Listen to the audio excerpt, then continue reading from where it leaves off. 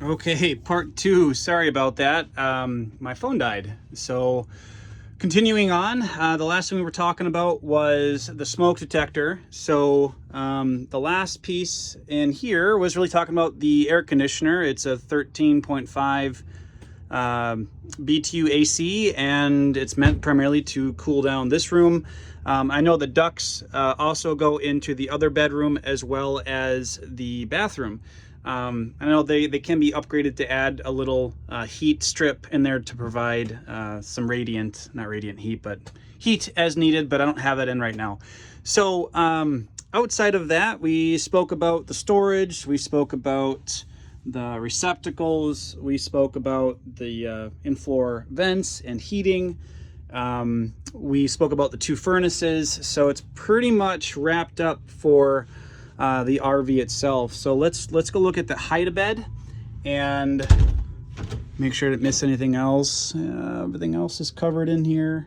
I think someone should put some racks here to hold some more towels or other items. There's space to do that if it's high enough. So anyways, talked about everything in here. We talked about the bunks. This is cool too. And people might ask, where is the ladder for this? There is no ladder. The kids literally just grab onto this and they grab onto the handle and they get up. And my children are short, and they're 6 and 3, and both can get up. And sometimes they'll use this to get on the bed too. And they actually enjoy doing it. It's kind of fun. So, all right, closed.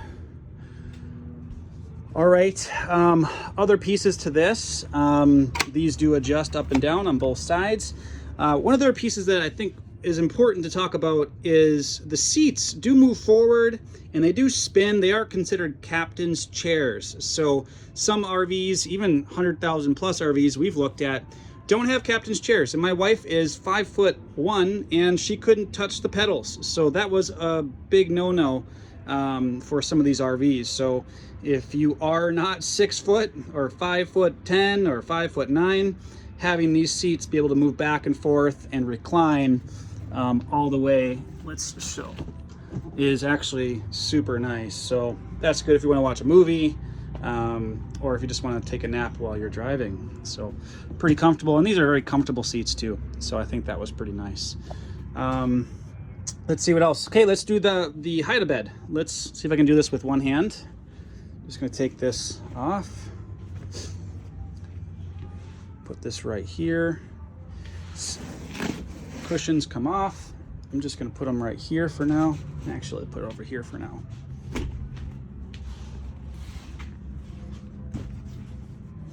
I can do this with one hand, so that's pretty nice.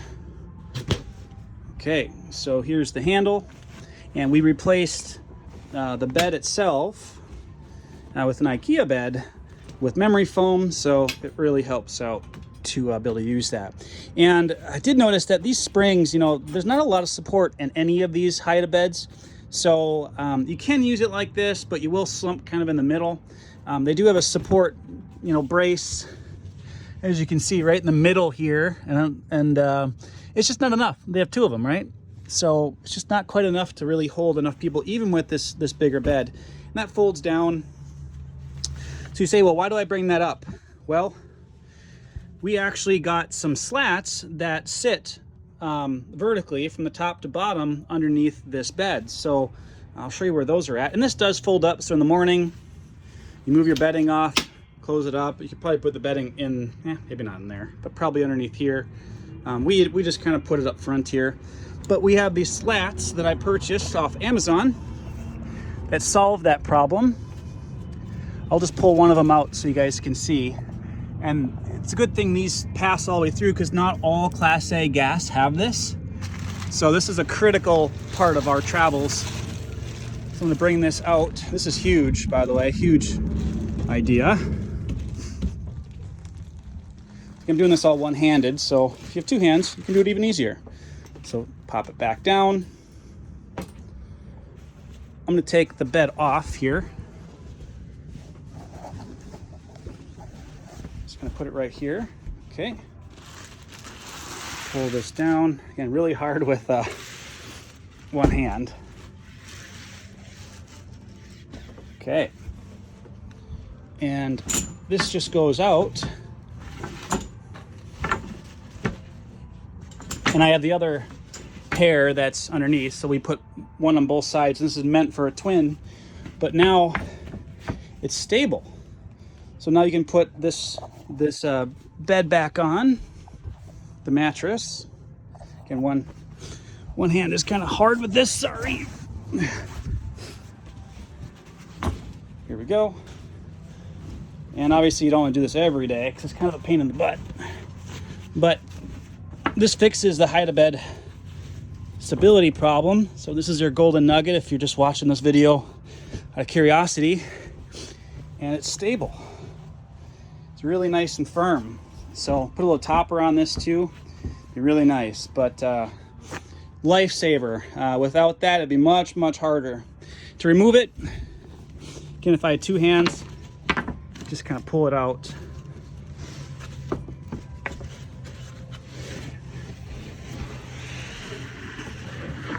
And two hands is way easier.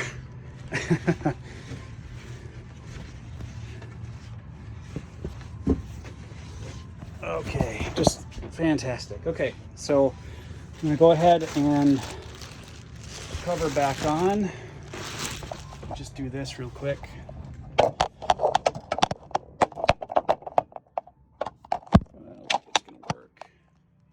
we go. Okay. Put this back on.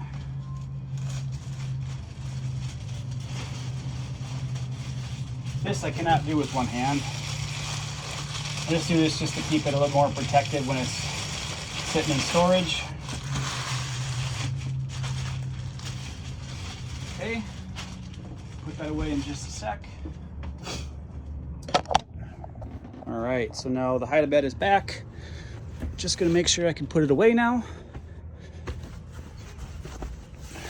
Okay, perfect. So let's fold her back up. Again, this is all one-handed. Pick it up, and it just flows right in. Perfect.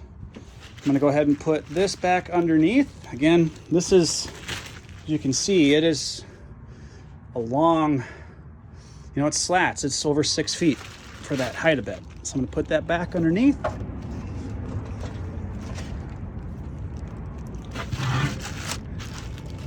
gonna put it the other way.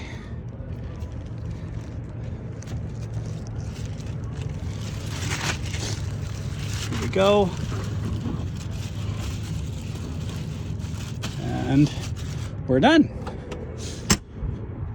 Okay, come back up here. Put the seats back on, the cushions back on.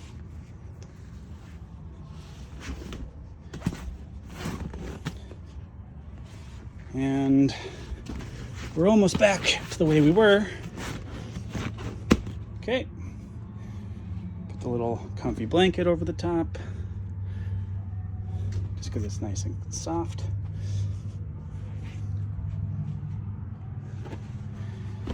Pillows, because my wife would be happy. A little bit of accents there. Okay, so that covers the pull-out bed, and that's a twin. So my wife and I slept on that, like I was saying. Speakers for the radio are right here and right there. So they're built right in. And you have some reading lights right here as well. So map lights. Map lights, come on. These are the old incandescent bulbs, so those are not LED, but they should be. Those should be replaced by LED. But they're very bright. They do get a little bit warm, like any incandescent. That's basically it.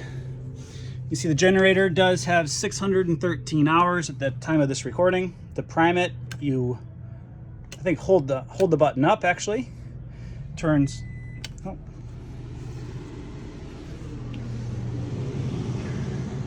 You see the microwave now turns on.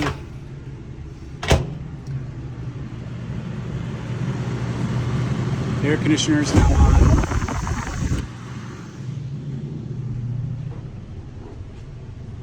Fan on, off.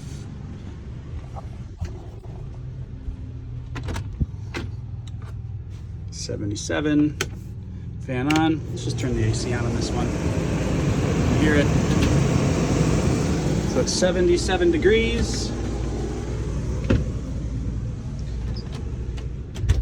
And you'll feel it coming through here, and these are all adjustable, and they swivel and move, just like most RV vents.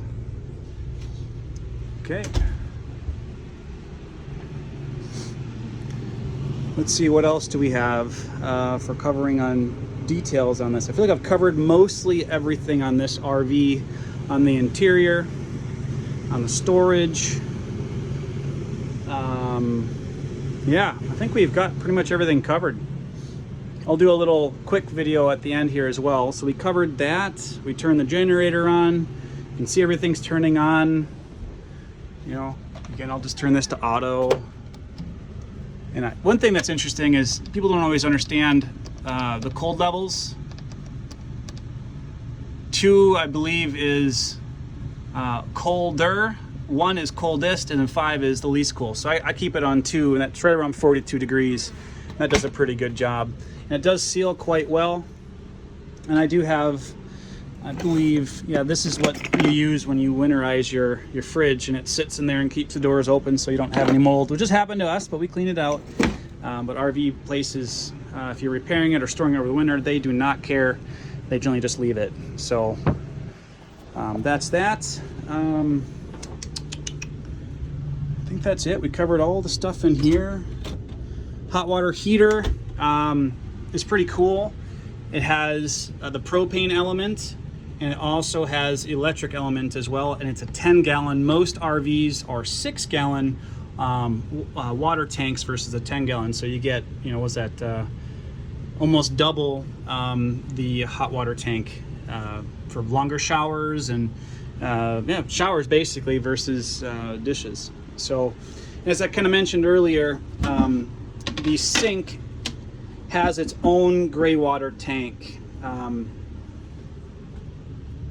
In here, the other option without bunks was either an office or a washer or dryer room or just a big closet. So I know it does have the ability to have a washer put in, but I wouldn't do that with this RV. This is how it's meant to be. It's perfect. It's the unicorn just the way it is.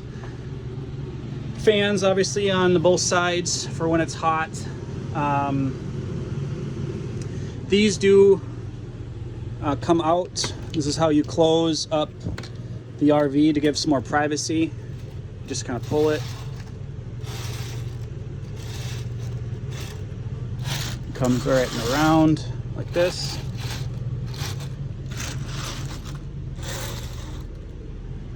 And that's basically it. And you'll see that you have little Velcro strips that happen that you can use on the other side as well. So here we go.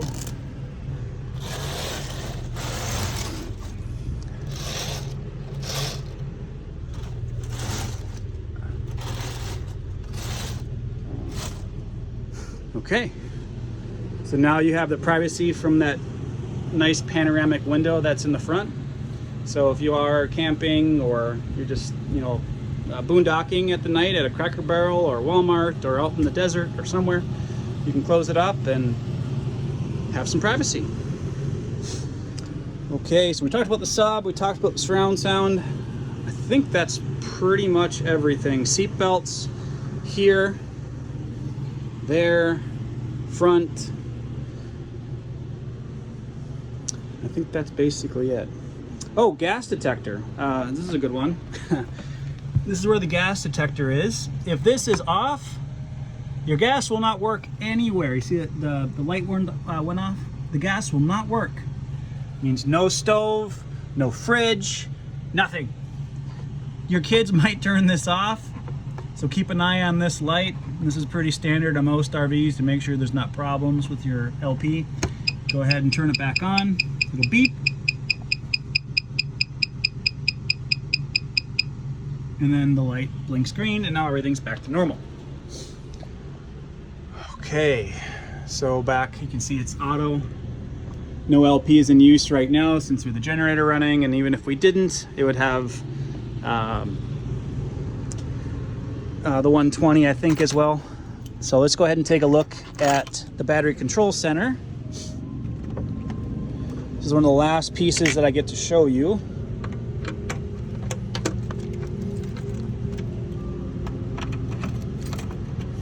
Again, one-handed, everything is pretty hard.